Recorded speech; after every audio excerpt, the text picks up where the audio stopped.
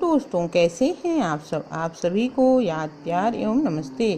दोस्तों, सांख्य दर्शन एवं शिक्षा के अंतर्गत आपने पूर्व वीडियो में शिक्षा के उद्देश्य एवं पाठ्यक्रम के विषय में जाना था। अब इस वीडियो में आप शिक्षण विधियां एवं अनुशासन के संदर्भ में ज्ञान प्राप्त करेंगे।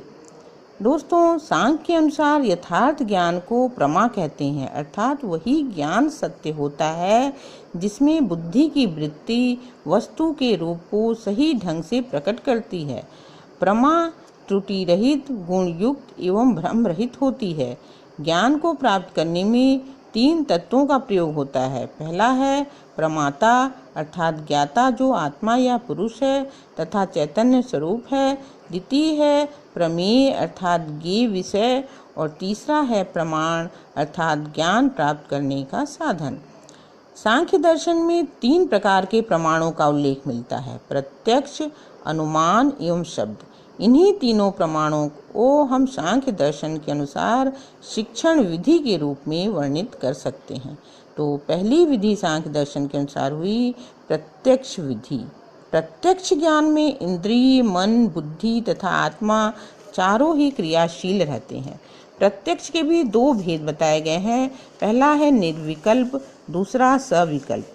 जिसमें केवल वस्तुओं की प्रतीति होती है उसे निर्विकल्प प्रत्यक्ष कहते हैं, और सविकल्प प्रत्यक्ष उसे कहते हैं जिसमें वस्तु का स्पष्ट एवं निश्चित ज्ञान होता है। बालक की शिक्षा का मूल आधार प्रत्यक्ष ज्ञान ही होता है।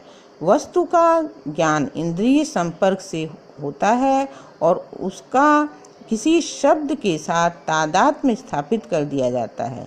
इस प्रकार भाषा का विकास होता चलता है। इस तरह हम कह सकते हैं कि भाषा सिखाने की आरंभिक विधि प्रत्यक्ष प्रणाली ही है। शैशवावस्था तथा बाल्यावस्था में बालक जिस प्रकार शब्दों को सीखता है वह प्रत्यक्ष विधि ही होती है।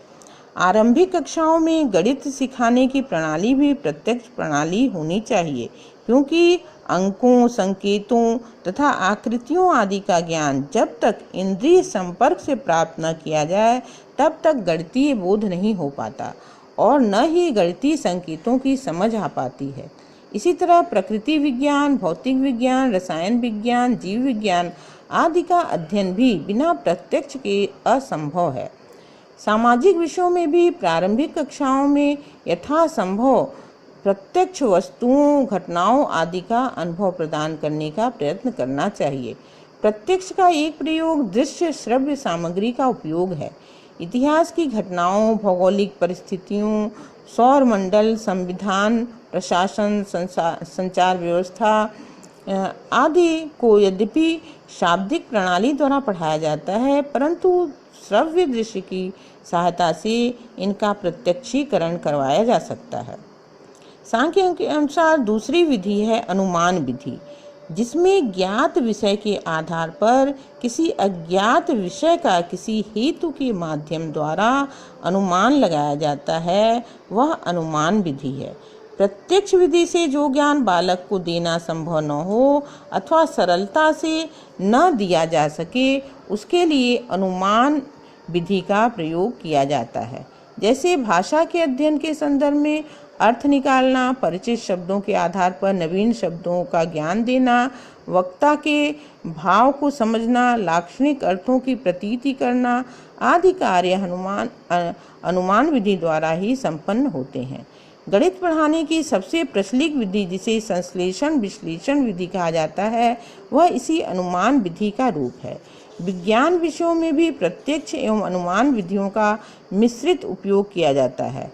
निष्कर्ष निकालने की तर्क प्रक्रिया में अनुमान का प्रयोग अवश्यंभावी है। सामाजिक विषयों के अध्ययन अध्यापन में जब हम तथ्यों से ऊपर उठकर व्याख्या पर पहुंचते हैं तो पुनः अनुमान का प्रयोग करना पड़ता है। तीसरी विधि है शब्द प्रमाण विधि। जब विषय का ज्ञान प्रत्यक्ष एवं अनुमान द्वारा प्राप्त करना संभव नहीं होता, तब शब्द प्रमाण विधि का सहारा लेना पड़ता है। शब्द वह संकेत है जो किसी वस्तु अथवा क्रिया के लिए प्रयुक्त होता है। वाक्य बोध के लिए शब्द बोध आवश्यक है, लेकिन जो भी ज्ञान प्राप्त करना हो उसे प्रत्यक्ष ज्ञान की कसौटी पर कस कर ही ग्रहण करना चाहिए। बुद्धि द्वारा निर्णय या निश्चय करना, प्राप्त ज्ञान में से सत्य का चयन, असत्य का त्याग, सांख्य अनुसार यही शब्द विधि कहा जा सकता है।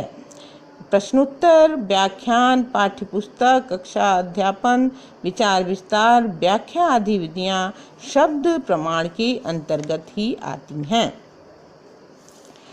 तो दोस्तों, ज्ञान प्राप्ति की जिन विधियों का उल्लेख सांख्य दर्शन में मिलता है वे सभी किसी न किसी रूप में आधुनिक विधियों में प्रतिबिंबित होती हैं। सांख्य जहाँ एक और प्रत्यक्ष विधि की बात करता है, वहीं शब्द विधि को भी वह कम महत्व नहीं देता। अब हम सांख्य के अनुसार देखते हैं कि उनका अनुशासन के संबंध में क्या विचार है। सांख्य दर्शन विवेक ज्ञान को ही मुक्ति का साधन मानता है और विवेक ज्ञान के लिए अनुशासन की आवश्यकता होती है, और यह अनुशासन ही योग दर्शन का विषय है। सांख्य और योग, जैसा कि आपने पहले भी जाना था कि सांख्य और योग एक दूसरे के पूरक हैं। जहाँ सांख्य तात्विक विवेचन करता है, वहीं योग लक्ष्य प्राप्ति का मार्ग प्रदर्शित करता है। जब तक मनुष्य का चित्त निर्मल एवं स्थिर नहीं हो जाता, तब तक वह ज्ञान प्राप्त नहीं कर सकता।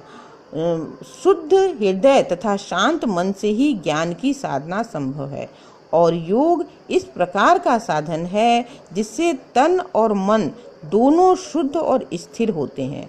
अतः बालक के शारीरिक चित्त वृत्तियों, मन, अहंकार, बुद्धि तथा आत्मिक चेतना को अनुशासित करने के लिए योग दर्शन द्वारा जिस अष्टांग योग की योजना प्रस्तुत की गई है, उसे सांख्य दर्शन भी स्वीकार करता है। तो पहला अंग है यम। इसके 5 प्रमुख अंग हैं: अहिंसा, सत्य, अस्ति, ब्रह्मचर्य एवं अप्रिग्रह, अर्थात मन, वचन, कर्म द्वारा अपनी दुर्वृत्तियों का दमन करना अनुशासन का प्रथम अंग है। दूसरा है नियम। न केवल सामाजिक जीवन को सुचारू रूप से चलाने के लिए, अपितु स्वयं के जीवन को नियमित बनाने के लिए नियमों का पालन आवश्यक है। इसे अच्छी आदतों का निर्माण भी कहा जा सकता है। योग में नियम को भी 5 प्रकार का बताया गया है: शौच, संतोष, तप, स्वाध्याय और प्राणिधान। शौच अर्थात शारीरिक एवं मानसिक स्वच्छता। संतोष मन के विकास की प्रारंभिक अवस्था है। तप द्वारा सहनशीलता आती है, सर्दी गर्मी सहन करने की शक्ति आती है। स्वाध्याय नियमित रूप से अध्ययन की आदत का विकास होता है तथा प्राणिधान अर्थात ईश्वर के प्रति आस्था। तीसरा अंग है आसन। शरीर को ऐसी स्थिति में रखना जिससे कि बिना थकान के लंबे समय तक परिश्रम तथा अध्ययन किया जा सके। उठने, बैठने, सोने, चलने, पढ़ने, लिखने, भोजन आदि के उचित आसनों का अभ्यास इसके अंतर्गत आता है। नेक्स्ट है प्राणायाम अर्थात श्वसन क्रिया पर नियंत्रण। 5वां है प्रत्याहार। इसका अर्थ है इंद्रियों को अपने विषय से हटाकर उन्हें मन के वश में करना, क्योंकि तभी मन अध्ययन में दत्तचित हो सकता है। 6ठा है धारणा। इसका तात्पर्य है चित्त को अभिष्ट विषय पर स्थिर करना, अर्थात किसी भी विषय पर दृढ़तापूर्वक ध्यान को एकाग्र करने की शक्ति ही धारणा है।